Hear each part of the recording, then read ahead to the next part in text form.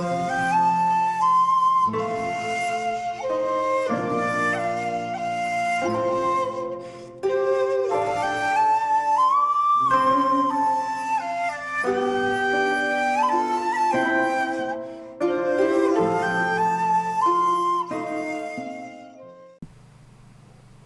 there, this is Toshiro from Toshiro Films, and welcome to our random review. Today's random review comes from Japan, 1969, and it's Red Lion by Okamoto, starring Toshiro Mifune.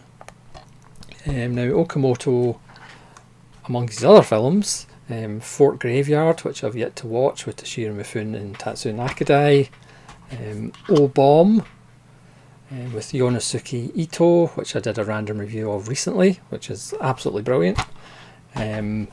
Samurai Assassin with Toshiro Mifune and Yonosuke Ito, bizarrely. I think this is currently my film of the year. This is an absolute stunner. Kill in the Criterion Collection, and probably most famously Sword of Doom, with Nakadai and Mifune. But we're going to talk about Red Lion.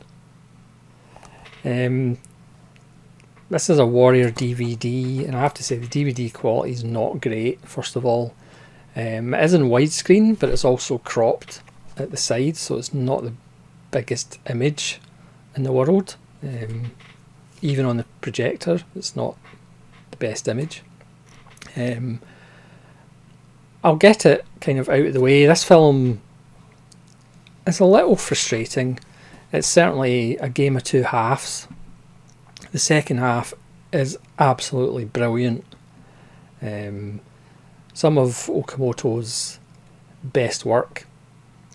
The first half isn't so much, because it goes for comedy, and quite broad comedy. Now I did do a random review, as I said, of O-Bomb, with Yonosuke Ito as a Yakuza coming out of prison and seeing the world change. And that's hilarious, but that has a more theatrical, absurdist, black humour to it. Red Lion is more of kind of knockabout slapstick, and it's not really what you expect. Mifune is kind of replaying his role in Seven Samurai to some extent, of a kind of clown, of a buffoon in the first half, and then the kind of change in the second half to a far more serious film, a far more brutal film, and it doesn't quite add up. But the second half is worth the price of admission alone. So Mifune stars as a lower ranked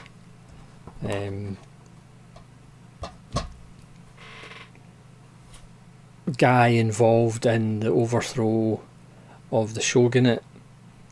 But he's more of a fighter, whereas this group wants to go into towns and kind of convert them to their cause, and tell them it's a new day, and it's going to be different, and taxes aren't going to be as high, and blah blah blah. And they're in the region of his old hometown, where everybody thought he was a loser and wouldn't amount to much. So he borrows his superior officer's red mane and goes into his old hometown by himself, to show them that he's become something, and he's made something of himself, and he has the orders. So because of debts, most of the women have been forced into prostitution, including his old flame.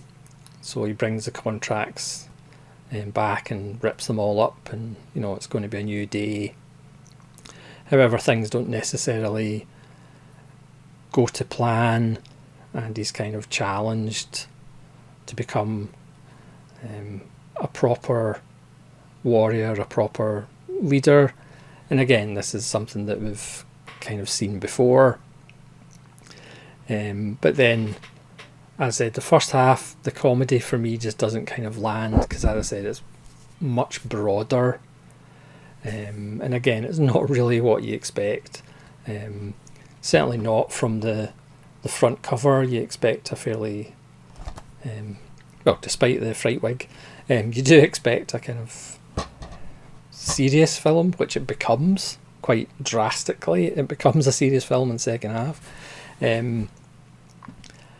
But for me, what's interesting, and the most interesting character in the film, is a kind of a Ronin called Hanzo, not the Razor, played by Itsushi Takahashi, who was also in Okamoto's Kill.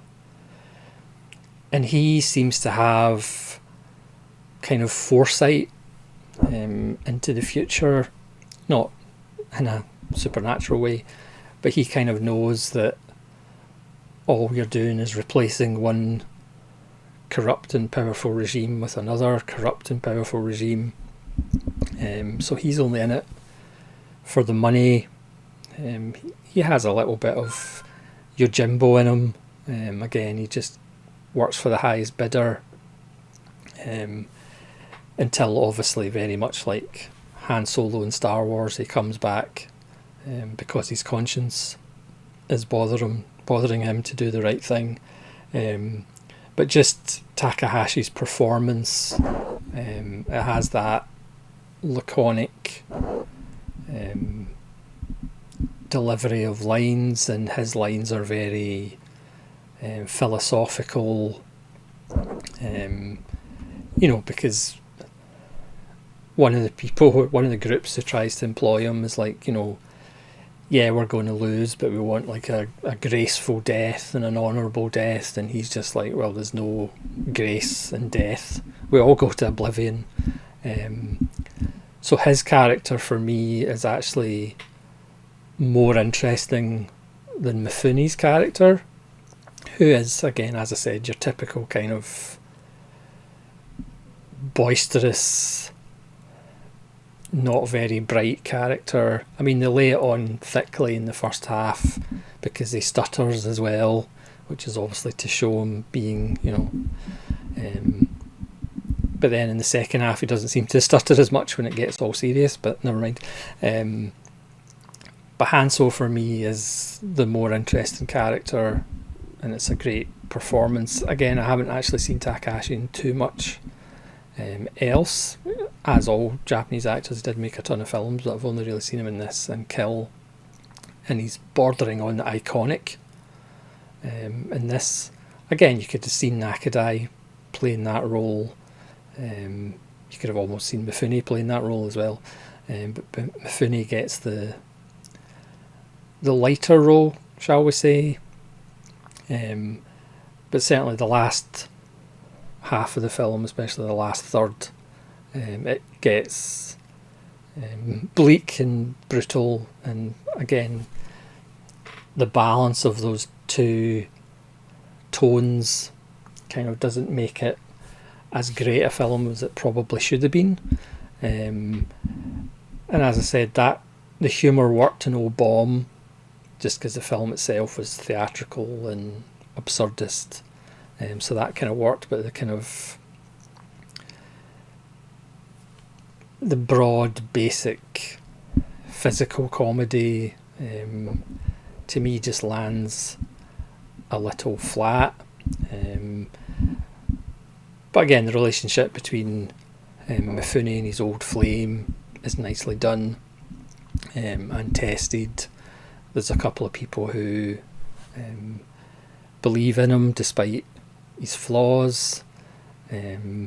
His mother's still there to give him a good slap in the face when he needs it. And again, under normal convention, the film would kind of end in a certain way, and the film doesn't end in that way. So even though it's a story we've kind of seen before as the sort of buffoon who comes good in the end, it doesn't necessarily end the way other films of its ilk do. So it's certainly another very interesting Okamoto film. Again, Mifune kind of gives a performance he could have probably done in his sleep, to be fair. But for me, the real gem in this is Etsushi Takahashi. His performance as Hanzo, the Ronin character, is just really cool and really well done. And as I said, all his dialogue is pretty much just philosophical gold.